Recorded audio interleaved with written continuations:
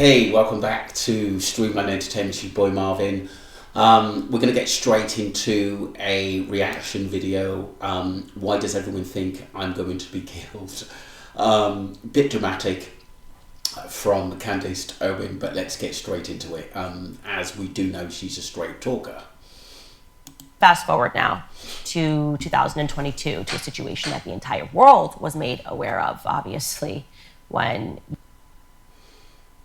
Ye, the artist formerly known as Kanye West, tweeted this. He tweeted, "I'm a bit sleepy tonight, but when I wake up, I'm going DEFCON 3 on Jewish people. The funny thing is I actually can't be anti-Semitic because Black people are actually Jew. Also, you guys have toyed with me and tried to blackball anyone who ever opposes your agenda." It's good to look at his tweet now without it being interpreted in the media, especially that last sentence. "You guys have toyed with me and tried to blackball anyone whoever opposes your agenda." Now, at that time, obviously, the reason why people were looking for me to make a statement is that this tweet came very close to the time that I had taken the notorious picture with Kanye West. We both wore White Lives Matter t-shirts at his fashion show in Paris. Again, me teaming up with Kanye because I have a laser focus on the Black community, and I had a laser focus on wanting to destroy Black Lives Matter as an organization because I knew that they were lying to the Black community.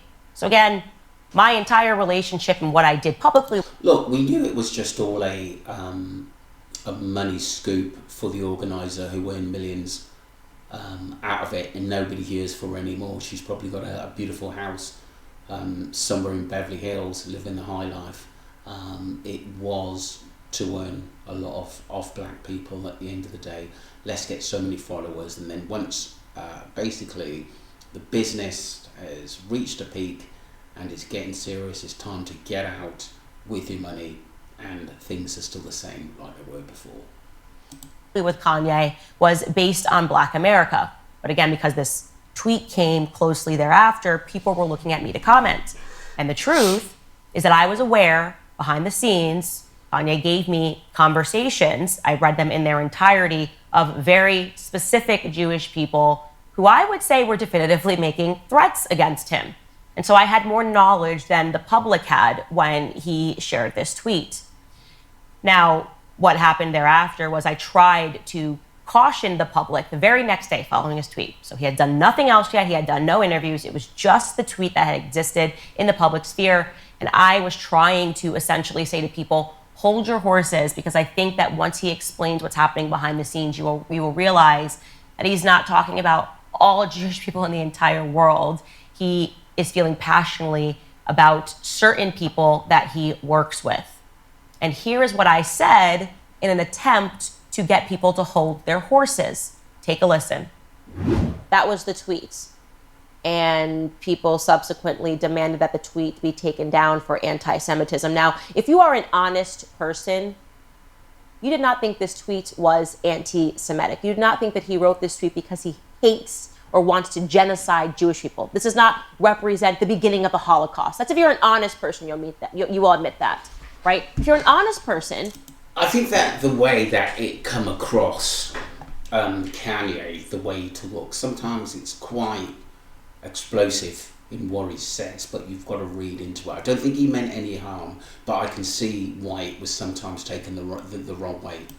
When you read this tweet, you had no idea what the hell he was talking about. I had no idea when I read this tweet what the hell he was talking about. This tweet inspired questions, not answers. First and foremost, what is DEFCON 3? Did he mean DEFCON 3, which would be a military defense position, not an offense for those of you that are offended, a military defense position? Is he tweeting this because he's reading the Newsweek headline calling him an anti-Semitic? Is he angry because he can't believe that he's not free to talk about people in his life who happen to be Jewish, right? Without being accused of anti-Semitism? Is he saying, I'm not going to shut up and I'm going to keep tweeting and I'm going to keep calling these people out, referring to his friends that he feels slighted by? Is he talking about Jared Kushner and Josh Kushner? If you're a liar, you'll say, I was scared, Candace. I actually thought that Kanye West was going to launch a military strike in Israel. Because that's the reaction. Like when I woke up and I looked at the headlines, the reaction was like Kanye West had gotten together a military strike and it was going to go forward in the morning time in Israel. That was the reaction that was met with this tweet. Hey, what has your phone number got to do? So that's what I said, and now that we're looking at it and examining it in the retrospect, you can see that I'm trying to suggest to people that there are specific people and he is having a reaction. And I will admit, if I fumbled the ball here, and I can understand why people were upset about it, they read that as, no, she's fully defending him, and he actually does want to go DEFCON 3 on all Jewish people everywhere. People were very upset that I had said that. But I want to be clear that I had actually read the messages that were being sent to him. One of them, he ended up sharing publicly. This was a text message from Harley Pasternak to Kanye. And this was something, again, that I had read before he had sent that tweet. Text message reads, I'm going to help you one of a couple of ways. First, you and I sit down and have a loving and open conversation, but you don't use cuss words, and everything that is discussed is based in fact and not some crazy stuff that dumb friend of yours told you or you saw in a tweet. Second option, I have you institutionalized again, where they medicate the crap out of you and you go back to Zombieland forever. Playdate with the kids just won't be the same. Is that a normal tweet? I will ask you guys, a normal text message, pardon, or somebody in your life, and Harley Pasternak, yes, he is Jewish. Look, it just sounds that has been taken out of context for some reason. I think when you look into it, go through it with a fine comb, I don't think that there's any harm which was associated anything against Jews. To send to you. He's supposed to be a trainer. What do you mean I'll have you institutionalized again? What does that mean? That your playdates with the kid, you're threatening somebody's relationship with their kids, right? Now, when you do something like that, it can drive somebody crazy. And again, I will own it. If it read to people at that time that when I was saying that, I was defending his rights to impose upon every single Jewish person in the world, I apologize. And I'm hoping that this clarifies for you what I knew, the information that I had, and my understanding that he was responding to threats that he was actually getting from specific people. And I was hopeful that he would talk about that in a larger capacity, but then quite surprised when even when he did share that tweet, there was a minimal media response to it. It was sort of like, oh, well, Harley Pasternak is allowed to say that. And shame on you, Candace, for not recognizing it. But I want to be clear, that is the extent, what you just saw, of my commentary on that situation. That led to a huge reaction, calls for me to resign, calls for me to get fired for defending Kanye West. I want to be honest here and tell you that I was also made to endure a very severe financial consequence behind the scenes because of those words that you heard right there. And one day I will talk more about that. You have my word. Let's fast forward instead to 2023. I'm scrolling through Twitter and a journalist, and again, this is just a few weeks after October 7th, and a journalist named Yashar Ali is, I think, being pretty measured in his responses. I think he's pro-Israel based on how he tweets and what he tweets about. But on this day, he was focused on something that Brian Mast, a congressman, had said on the floor. Yashar Ali tweeted, "This is absolutely sick stuff from Rep. Brian Mast, and if there's any decency left in Congress, a resolution will be passed to condemn his remarks, and he'll be removed from the Foreign Affairs Committee. I'm not naive enough to think he'd resign." So I saw this tweet, and then I clicked to see what Brian Mast said, and I was equally as disgusted. Here is what Brian Mast said. As a whole, I would encourage the other side to not so lightly throw around the idea of innocent Palestinian civilians, as is frequently said. I don't think we would so lightly throw around the term innocent Nazi civilians during World War II. I hope that enrages you, because what he's basically saying is there's no such thing as an innocent Palestinian life, and basically, I believe, was laying the groundwork for genocide. That's genocidal language to say about any group of people. If I say there's no such thing as an innocent Iraqi, it doesn't matter who you're talking about, that is genocidal language. And so I think sometimes things are taken out of context and then sort of rebranded into something else. I think it is gonna anything you say these days about a number of people and mentioning genocide, whether it be Iraqis or wherever you are from the world, is gonna make world news. You can't just say anything more that's gonna offend a group of people, even if it's just the top of the conversation, a phrase. You just can't do that anymore. It's just that there's just so many laws and regulations in place now, so you have to be careful what you say. It's just as simple as that. It goes for me, it goes to Candace, Owens, Kanye West at the end of the day, because people are going to get their backs up about something. Tweeted this, and I said, yeah, this was disgusting, utterly dehumanizing. Of course there are innocent civilians on either side of every conflict, and we should not forget that. This is shameful, inhumane rhetoric. I shortly followed up that retweet with a blanket statement: no government anywhere has a right to commit a genocide ever. There was no justification for a genocide. I can't believe this even needs to be said or is even considered the least bit controversial to state. Of course, what Brian Mast said was wrong.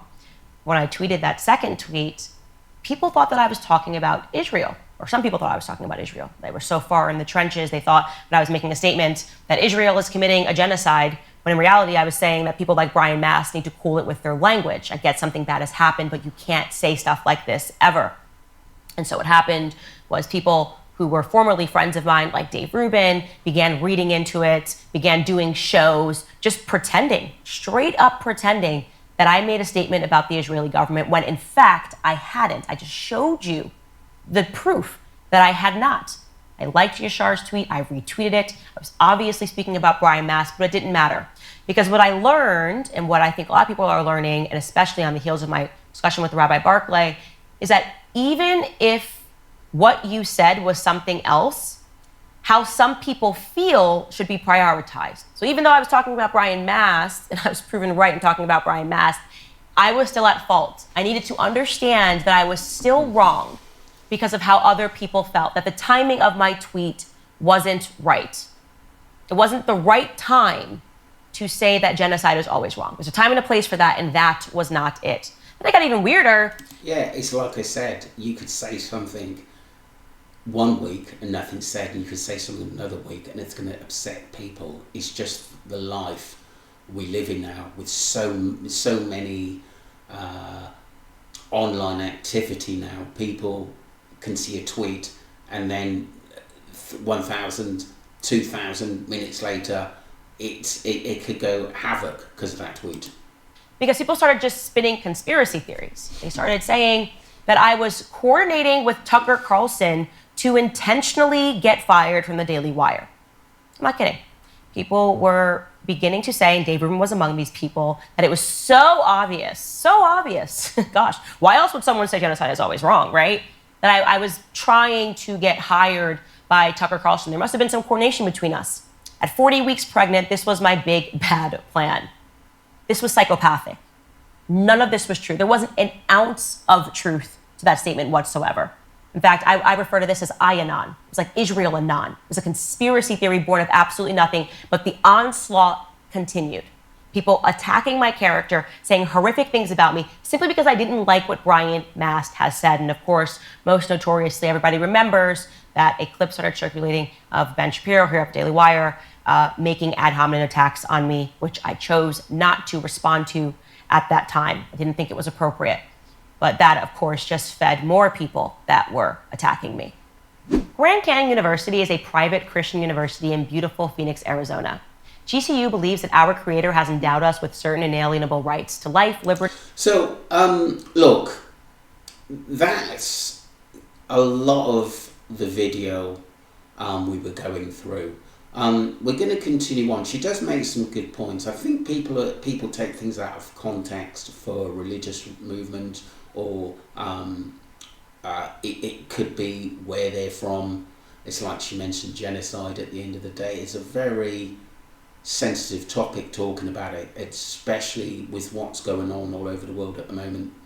And the pursuit of happiness.